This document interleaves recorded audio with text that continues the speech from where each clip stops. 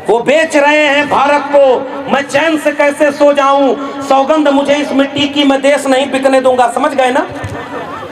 मैं रेल में चाय बेचा हूं, चाय बेचते उसे किसी ने नहीं देखा, रेल बेचते हुए पूरा देश देख रहा है, फिर भी उसके भक्त कहते हैं कि कहां कुछ बेच रहा है। 4-4 पीएचडी की डिग्री थी और सारी डिग्री ओरिजिनल थी, एक भी फर्जी डिग्री नहीं थी प्रधानमंत्री की तरह, सारी ओरिजिनल डिग्री। आज भी यहाँ के लोग दिल से डॉक्टर अंबेडकर को एक्सेप्ट नहीं कर पाए, स्वीकार नहीं कर पाए, और दुनिया के कई विश्वविद्यालयों में उनकी मूर्तियां लगी हुई हैं। उन्हें सिंबल ऑफ नॉलेज कहा जाता है। अरे बाबा साहब होने का मतलब समझो, अपने लोगों को तो हक अधिकार दिया ही दिया, उनको भी मौका दे दिया जिन्होंने बाबा साहब के लोगों का हक अधिकार छीन लिया था। मंडल कमीशन लागू करो वरना कुर्सी खाली करो। मानवर कांशीराम 85% बहुजन की बात करते थे, जिसमें SC ST OBC माइनॉरिटी सारे लोग थे। इसलिए मैं इस मंच से ये बात कह रहा हूं कि डॉक्टर अंबेडकर को OBC घरों में भी अब ले जाने की जरूरत है। आदिवासी, और जा रहे हैं, ऐसा नहीं कि नहीं जा रहे, खूब अच्छे से जा रहे हैं। जिन्हें जवानी में चमचागिरी की लत लग जाती है, उनकी सारी उम्र दलाली में गुजर जाती है। मानवर कांशीराम ये बात कह के गए, इस देश में जितना जागरूक इस देश का दलित समाज है, शेड्यूल कास्ट समाज है, इसका आधा जागरूक अगर बाकी समाज हो जाए तो ये देश सोने की चिड़िया बनने से नहीं रहेगा। देश के प्रधानमंत्री ने अपने ट्विटर हैंडल पर लिखा और भाषण दिया, इस देश के प्रधानमंत्री ने भाषण दिया कि दुनिया में कोई भी समस्या ऐसी नहीं है जिसका जवाब गौतम बुद्ध दे के न गए हो। बड़ा खुशी हुई मुझे भी। उन्होंने कहा कि दुनिया को इंसानियत का पाठ अगर किसी ने पढ़ाया तो उनका नाम था तथागत गौतम बुद्ध।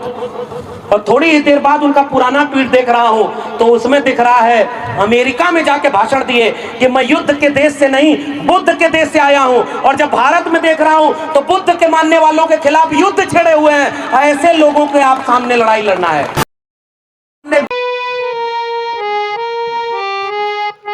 बात कही कि इस दुनिया में करोड़ों लोग पैदा हुए और होते रहे इंसान बनके और सब बराबर। फिर कुछ लोग पैदा हुए, अब उनका दावा है कि वो मुख से पैदा हुए थे, मुझे नहीं पता वो कैसे पैदा हुए थे, लेकिन चूंकि उनको अपने को श्रेष्ठ बताना था तो वो कहे कि हम अलग तरीके से पैदा हुए। कैसे हुए? मुखस्य जायते ब्राह्मण बाहुर नाम क्षत्रिय, तो हम आपसे श्रेष्ठ हैं। और उससे ऊपर श्रेष्ठ क्या बताया कि हम इस धरती पर उसके अवतार हैं। तो उन्होंने जातियां बना दी।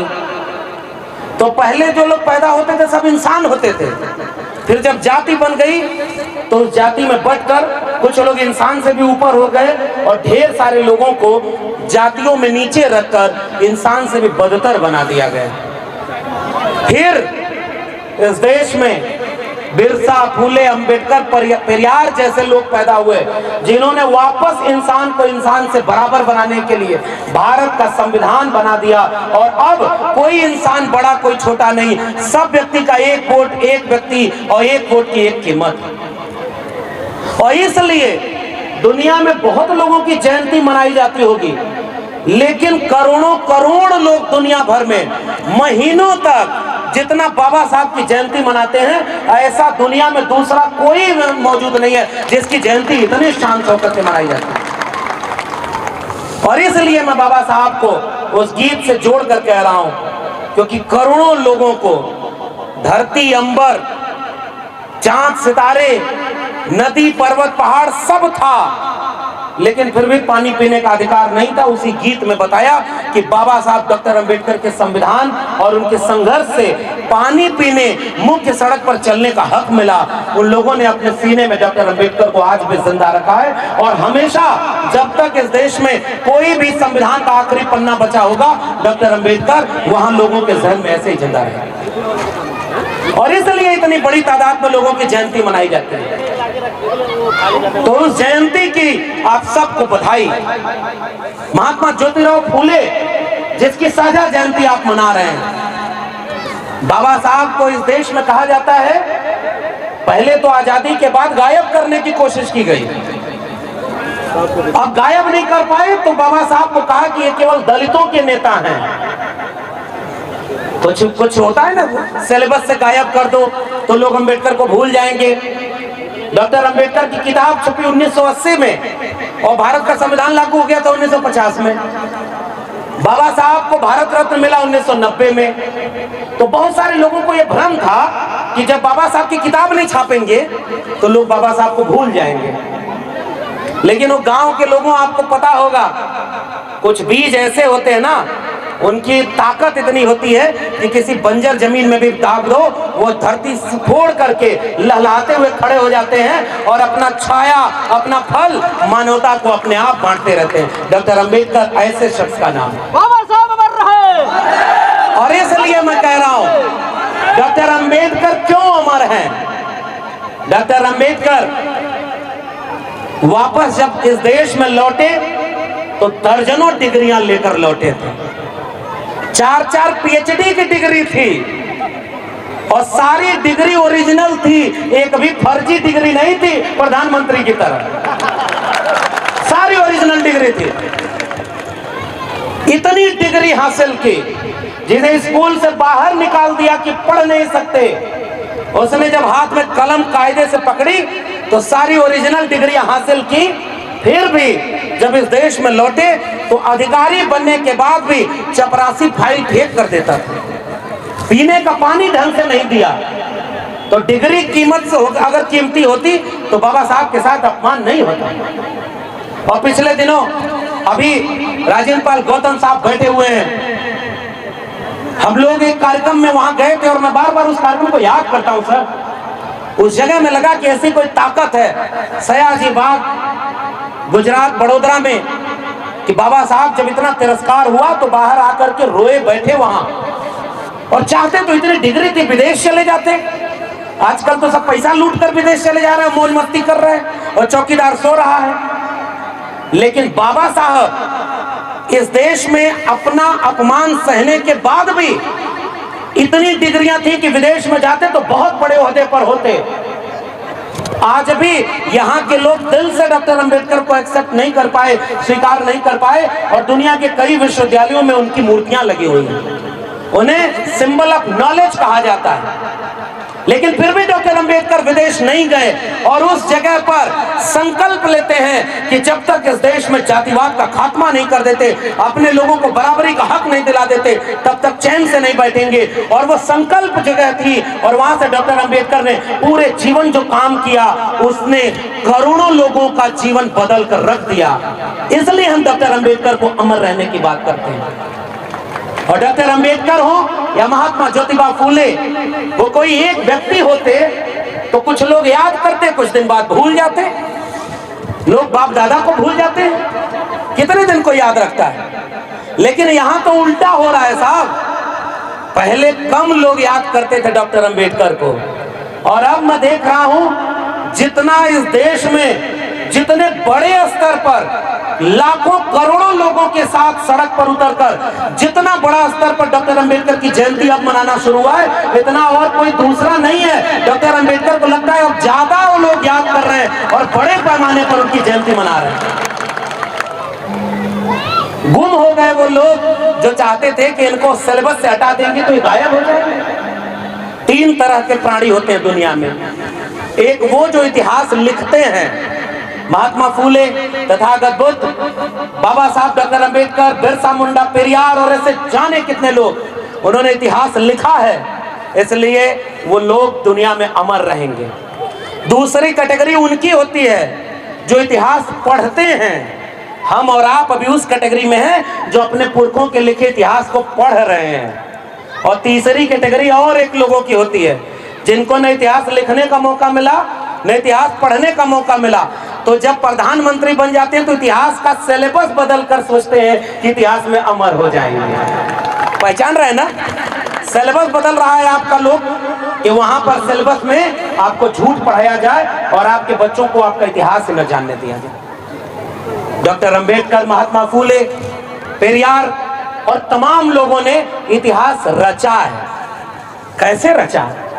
इस देश के लोगों को बराबरी का हक दिलाकर रचा। कैसे रचा?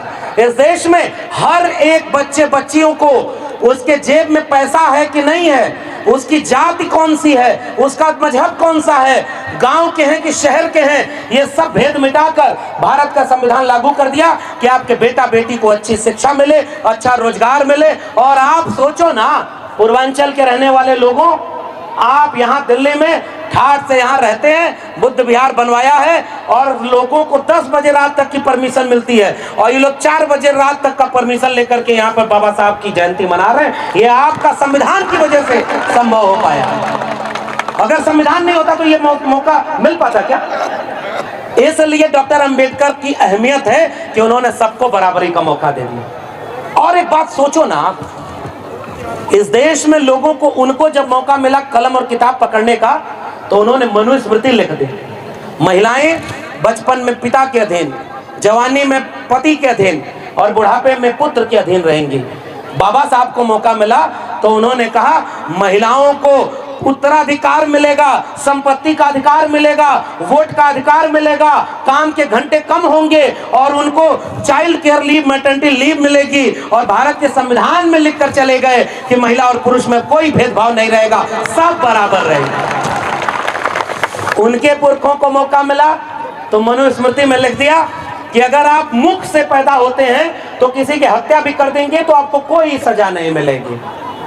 आप समझ रहे हैं ना मैं किसकी बात कर रहा हूं? समझदार को इशारा काफी। जिस मंच पर महात्मा फूले और बाबा साहब की बात हो, उस पर इशारे में बात उन लोगों की जाए जिनसे आपकी लड़ाई है। तो उनको मौका मिला तो उन्होंने ऐसा दस्तावेज बनाया कि वो हत्या भी कर दे तो कोई सजा नहीं, और हमारे लोग अगर चींटी भी मार दें तो उनको बड़ी बड़ी सजा मिलेगी। बाबा साहब को मौका मिला तो ये नहीं कहा कि अब हमारे लोग ऊपर होंगे और ये मुख से पैदा होने वालों का अधिकार छीन लो, इनको वोट देने का अधिकार न दो। अरे बाबा साहब होने का मतलब समझो, अपने लोगों को तो हक अधिकार दिया ही दिया, उनको भी मौका दे दिया जिन्होंने बाबा साहब के लोगों का हक अधिकार छीन लिया था। लेकिन आज भी डॉक्टर अंबेडकर की जयंती वो लोग नहीं मना पाते। मैं तो आज भी एक शिकायत करता हूं और बधाई दे रहा हूं इस मंच के आयोजकों को। इन्होंने बार बार एक बात पर जिक्र किया है, जोर दिया है कि हम लोग SC ST OBC समाज के लोगों को जोड़ करके मंच पर वक्ता भी बनाए, जयंती भी साझा मना रहे हैं। इनकी कमेटी में भी सारे लोग शामिल हैं। यहाँ है बहुजन एकता और ये है बाबा साहब के सपनों का भारत, जिसमें सब मिल करके रहेंगे। और एक आध सुझाव और आपको, अगली बार जयंती मनाइए तो इस मंच पर महिलाओं की तादाद पुरुषों से ज्यादा होनी चाहिए, आदिवासी भी इसमें हो और पसमानदा समाज के भी लोगों को आप अतिथि बनाइए, सबको मिलाइए। बीच में इसका चेंज मत करिए, हाँ वो गाना नहीं चल रहा है ना। अब उसके बाद इस जयंती का मकसद क्या है? इस जयंती मनाने का मकसद दो है मेरे हिसाब से। इस जयंती मनाने का पहला मकसद यह है कि हम अपने इतिहास को जानें, और दूसरा मकसद यह है कि जो सपना देखा था बाबा साहब, फूले साहब, पेरियार साहब ने, उसके बारे में जाने कि वो पूरा हुआ कि अधूरा है। ये जानना चाहिए कि नहीं जानना चाहिए? अगर बाबा साहब के सपनों का भारत बन गया होता तो हमारा काम केवल जयंती मनाने से चल जाता, लेकिन अभी जयंती मनाने के बाद क्या करना है इस पर भी विचार करना है, क्योंकि बाकी हमारे पूर्व के वक्ताओं ने बहुत शानदार बातें कह दी, मैं उसको दोहराऊंगा नहीं। और यहाँ तो जागरूक समाज बैठा है, इनको अब मैं समझाने के, मेरे बगल में जो बैठे हैं बाबूजी, ये मान्यवर कांशीराम साहब के साथ काम किए हैं, अब उनके बगल में बैठकर और उनके सामने कोई भाषण दे सके, इतनी हिम्मत तो हमारी नहीं होती। हम इनके बगल में हिम्मत लेते हैं कि मान्यवर कांशीराम साहब के बारे में, कांशीराम की नेक कमाई तूने सोती कौम जगाई, वैसा कौम जगा कर गए हैं। हमें तो जगाने वालों को बस आगे बढ़ा देना है, हिम्मत हौसला बढ़ाकर। तो कोई नई बात नहीं करने आया, मैं बस थोड़ी से दो चार बात कह करके, दो चार किस्सा सुना करके कि जयंती मनाना जरूरी है ताकि हिम्मत हौसला मिले। ये नौजवान लोग आए हुए हैं, बुजुर्ग लोगों के साथ खड़े होकर, महिलाएं और बच्चे बच्चियां आए हुए हैं। ये लोग जब इस जयंती से जाएंगे, अगर पहली बार आए हैं तो घर जाकर अपने माता पिता से पूछेंगे कि ये किसकी जयंती मनाई जा रही है। और जब बाबा साहब की तस्वीर, बाबा साहब फूले साहब के बारे में माता पिता से किस्सा पूछेंगे, कौन थे ये, और आप किस्सा बताएंगे, तब समझिए कि जयंती मनाने का मकसद सफल होगा, ताकि ये रोशनी आगे तक जलाए और आगे तक रोशनी उजाला फैलाए। और बाबा साहब कैसा सपनों का भारत बनाते थे, जिसमें सबको शिक्षा मिले, जिसमें सबको सबका अधिकार मिले, कर्मकांड अंधविश्वास खत्म हो और सब लोग मोहब्बत प्रेम से रहें, सब लोग प्रेम से रहें, कोई किसी से नफरत न करे। लेकिन आज कौन सा भारत बनाया जा रहा है? बाबा साहब के सबसे बड़े वारिस मानवर कांशीराम ने एकजुटता का संदेश दिया था। मंडल कमीशन लागू करो वरना कुर्सी खाली करो। मानवर कांशीराम 85% बहुजन की बात करते थे, जिसमें SC ST OBC माइनॉरिटी सारे लोग थे। इसलिए मैं इस मंच से ये बात कह रहा हूं कि डॉक्टर अंबेडकर को OBC घरों में भी अब ले जाने की जरूरत है। आदिवासी और जा रहे हैं, ऐसा नहीं कि नहीं जा रहे हैं, खूब अच्छे से जा रहे हैं, थोड़ा समय लगेगा। वो कहते हैं ना, हम लोग बचपन में किस्सा सुनते थे, करत करत अभ्यास थे जड़मति होत सुजान और रसरी आवत जात ते सिल पर परत निशान। हमें अभ्यास करना है, हमें अपने लोगों को समझाना है। जिस दिन हम OBC समाज के लोगों को ये बात समझाएंगे कि डॉक्टर अंबेडकर ने मंत्रिमंडल से इस्तीफा दिया, तो 3 बातों में से पहली बात हिंदू कोड बिल उसका लागू न किया जाना, और दूसरी बात थी OBC के लिए अनुच्छेद 340 में जो कमीशन बनाना था ताकि OBC की गिनती हो और उनको गिनती के आधार पर आरक्षण मिले, प्रतिनिधित्व मिले, हिस्सेदारी मिले, वो न काम हुआ। इसलिए डॉक्टर अंबेडकर ने कैबिनेट से इस्तीफा दे दिया। ये बात जब तक OBC के घर घर बताएंगे, दोनों बाहें खोल करके OBC एक दिन ऐसा आएगा डॉक्टर अंबेडकर को अपना मानना शुरू कर देंगे। अभी हमें ये बात उन लोगों तक ले जानी है, डॉक्टर अंबेडकर को। आजकल कुछ लोग कहते हैं ना कि उनका धर्म खतरे में है। जागो तुम OBC लोगों, दलित लोगों, आदिवासी लोगों, हिंदू हो। एक शख्स का नाम ले रहा हूं और उसके बारे में जब मैंने पढ़ा तो देखा कि इतिहास क्या है। शिवदयाल सिंह चौरसिया। शिवदयाल सिंह चौरसिया ने आदि हिंदू सभा बनाई और जब कुछ मुखत से जाए थे ब्राह्मण उनके पास गए, उन्होंने कहा कि मैंने आदि हिंदू सभा बनाई, इसकी सदस्यता अभी ले लीजिए। तो उन्होंने कहा कि हम हिंदू थोड़े ही हैं, हम तो आर्य हैं। शिवदयाल सिंह चौरसिया ने कहा कि अब तक तो समझते थे कि तुम भी हिंदू हम भी हिंदू, लेकिन जब तुम आर्य कह रहे हो अपने को तो जाओ आज से हम भी हिंदू नहीं। उन्होंने backward classes league, depress classes league वैसा ऑर्गेनाइजेशन बनाया। पेरियार ललित सिंह यादव, चंद्रिका प्रसाद जिज्ञासु और शिवदयाल सिंह चौरसिया, इन सारे लोगों ने मिलकर 1948 में लखनऊ में एक अधिवेशन किया पिछड़ा वर्ग सम्मेलन का, और उसकी अध्यक्षता करने के लिए किसे बुलाया? बाबा साहब डॉक्टर भीमराव अंबेडकर को। यह है बहुजन एकता जो हमारे पुरखे बना के गए भाई। हमें तो वो इतिहास लोगों को बताना। और बाबा साहब डॉक्टर अंबेडकर ने उस जगह पर OBC समाज के लिए एक बात कही थी, जो उनके वारिस मानवर कांशीराम ने एक ही किताब लिखी अपने जीवन में।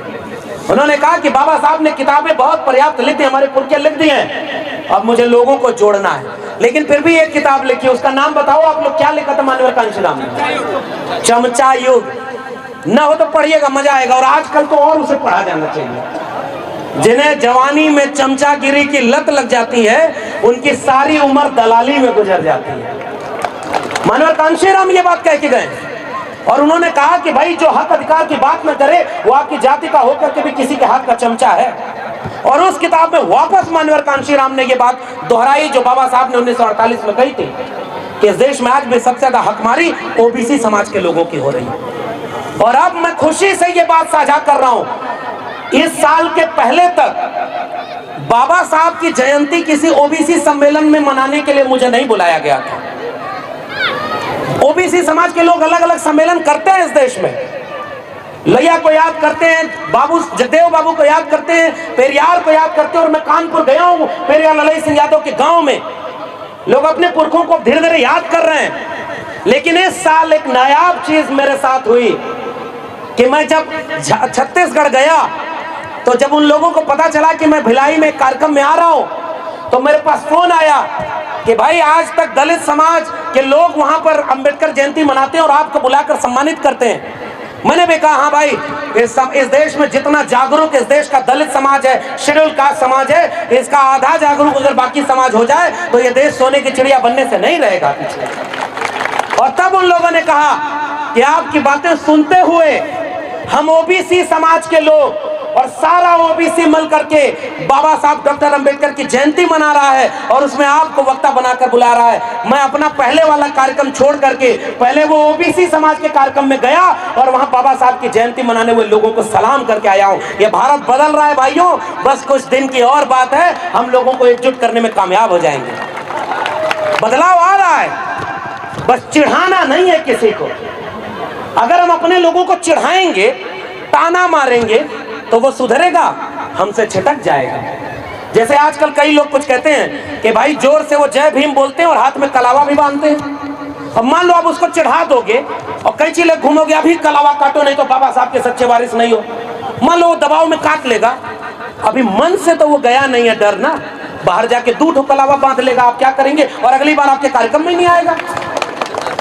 बाबा साहब भी किसी की कैंची लेकर नहीं घूमे। बाबा साहब ने लिखा, पढ़ा, बोला और घर घर लोगों को समझाया। बाबा साहब को भी पता था जिस दिन मेरे मिशन मूवमेंट और किताबें लोगों के पास पहुंचने लगेंगी, बिना जगाए उनका समाज धीरे धीरे जागने लगेगा। और मैं वैसा भारत आज देख रहा हूं कि बाबा साहब को पढ़ते हुए लड़ने की हिम्मत लोगों में आ रही है। हमें बस थोड़ा सा धैर्य, संवाद करना है। भाई बाबा साहब के खिलाफ भी तो उन्हीं की जाति के लोगों को खड़ा कर दिया गया था। आगरा में सम्मेलन किया था लोगों ने कि बाबा साहब हमारे नेता नहीं है। फिर भी बाबा साहब ने कहा कि भाई आज ये समाज भी नहीं जाग रहा है, एक दिन आएगा वो जागेगा। हमें प्रेम से संवाद करना है, लोगों को समझाना है और समझाने में थोड़ी सी नाक छोटी करिए, दिल बड़ा करिए, लोगों को समझाइए, जोड़िए। कोई अगर आपकी बात एक बार नहीं मानता है 2 बार समझाइए, 3री बार बताइए। आज कल अब ये मंच से शोभा तो नहीं देता, लेकिन फिर भी मैं कह रहा हूं, क्योंकि जिसको आप दुश्मन मानते हो उसके काम करने की शैली देखिए।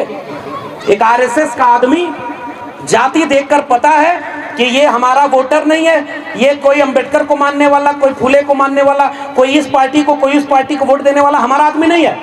फिर भी वो आपके घर में आता है और आप कहेंगे बाहर जाओ, तुम्हारा यहाँ काम नहीं। फिर भी कहेगा अरे नहीं, बस आपके घर 1 गिलास पानी पीने के लिए हम आए। वो आपको दुत्कारने के बाद भी कहेगा भाई साहब 1 गिलास पानी पिला दीजिए, और ऐसा मीठा जहर घोलेगा कि अगली बार आपको पानी पिलाने किसी और तालाब के किनारे लेके चला जाएगा। बताओ आप इस समय SC ST OBC का वोट अगर नहीं मिलता तो ये इतनी बड़ी ताकत में ये सरकारें बैठी होती क्या? इसका मतलब कुछ तो भटकाया जा रहा है ना हमें, क्योंकि वो आपके घर भटकाने आ जा रहा है। OBC में सारा हक किसने मार लिया? अहिर कुर्मी कोयरी ने। शेड्यूल कास्ट में सारा हक कौन मार लिया? ये जाटवों ने मार लिया। शेड्यूल ट्राइब में कौन मार लिया? ये आदिवासियों ने। और आप भी कहो हाँ ये इन्होंने मार लिया, और आप नाराज होकर उधर चले गए। तो हमें उनसे ये उनका तो तोड़ने और नफरत का काम है, हमारा काम तो जोड़ने का है। उनका काम आसान है, हमारा काम मुश्किल है। फिर भी हमारा काम आसान क्यों है? क्योंकि हमारी आबादी इतनी है कि बताओ अगर इस देश में 90% लोगों में से 45% लोग भी जागरूक हो जाएं तो इस देश की सबसे बड़ी कुर्सी पर कौन बैठेगा? जिसे आप तय करेंगे। क्योंकि 31% वोट पाकर के तो लोग प्रधानमंत्री बने बैठे हैं, और प्रधानमंत्री बने बैठे हैं दिल में गोडसे गोलवलकर हेडगवार, और 14 अप्रैल को बाबा साहब की मूर्ति पर माला पहना रहे हैं, वो भी जो दिल में गोडसे गोलवलकर हेडगवार को लगते हैं, और दोनों हाथ फैलाकर बोलते हैं। अभी सर मैं देख रहा था 21 अप्रैल को इस देश के प्रधानमंत्री ने अपने ट्विटर हैंडल पर लिखा और भाषण दिया। इस देश के प्रधानमंत्री ने भाषण दिया कि दुनिया में कोई भी समस्या ऐसी नहीं है जिसका जवाब गौतम बुद्ध दे के न गए हो। बड़ा खुशी हुई मुझे भी। उन्होंने कहा कि दुनिया को इंसानियत का पाठ अगर किसी ने पढ़ाया तो उनका नाम था तथागत गौतम बुद्ध। और थोड़ी ही देर बाद उनका पुराना ट्वीट देख रहा हूं तो उसमें दिख रहा है अमेरिका में जाके भाषण दिए कि मैं युद्ध के देश से नहीं बुद्ध के देश से आया हूं, और जब भारत में देख रहा हूं तो बुद्ध के मानने वालों के खिलाफ युद्ध छेड़े हुए हैं। ऐसे लोगों के आप सामने लड़ाई लड़ना है। एक चेहरे पे कई चेहरा है भाई। जब तक गुजरात के मुख्यमंत्री थे कभी अपनी जाति नहीं बताई ना, तो जब प्रधानमंत्री बनना हुआ तो दोनों हाथ फैला के कहा मैं ओबीसी माँ का बेटा हूं। 35 साल भीख मांग के मैंने जीवन जिया है। मैं तो स्कूल कॉलेज का मुंह ही नहीं देखा हूं। भीख मांगने वाली बात पर सुमित भाई ने अभी एक बड़ी शानदार बात कही। उनके लोग भीख मांगने को भी गौरवान्वित करने वाली बात कहते हैं, और हमारे लोग सबसे महत्वपूर्ण बात क्या कहते हैं श्रम करके जीवन जीने की बात करते हैं, मेहनत करके जीवन जीने की बात करते हैं। चाहे वो कबीर हो, चाहे रविदास हो, गुरु नानक हो, पलटू दादू, भीखा बुल्ले शाह, बाबा फरीद हो, ज्योतिबा फुले हो, पेरियार हो या बाबा साहब डॉक्टर अंबेडकर, मेहनत करके खाने की बात करते हैं। और इसीलिए हमारे यहाँ एक शब्द दिया गया है, श्रमजीवी 90% कमेरा लोग हैं और 10% लुटेरा हैं, जिनके लिए शब्द दिया गया है परजीवी। 90% लोगों का पैसा ये परजीवी लोग लूट के जा रहे हैं। यह है अंबेडकर के सपनों का भारत, जिसमें हमको वापस अपना पैसा लेना है। और पैसा कहां कहां से ले जा रहे हैं? सौगंध मुझे इस मिट्टी की मैं देश नहीं बिकने दूंगा, याद है कि नहीं भाई? कुछ बात तो कंटेम्पररी आज की करनी जरूरी है कि नहीं? पता चला आप जयंती मना के गए हो, वोट वो लेके गया। वो बेच रहे हैं भारत को, मैं चैन से कैसे सो जाऊं, सौगंध मुझे इस मिट्टी की मैं देश नहीं बिकने दूंगा। समझ गए ना? मैं रेल में चाय बेचा हूं, चाय बेचते उसे किसी ने नहीं देखा, रेल बेचते हुए पूरा देश देख रहा है, फिर भी उसके भक्त कहते हैं कि कहां कुछ बेच रहा है। रेल बेच गया। रेलवे में आज भी सबसे ज्यादा कर्मचारी आपके समाज के, हमारे समाज के हैं। रेलवे क्यों सबसे पहले बेची गई, इसके षड्यंत्र को समझिए। रेल बिक गई, बैंक बिक गया, नौकरी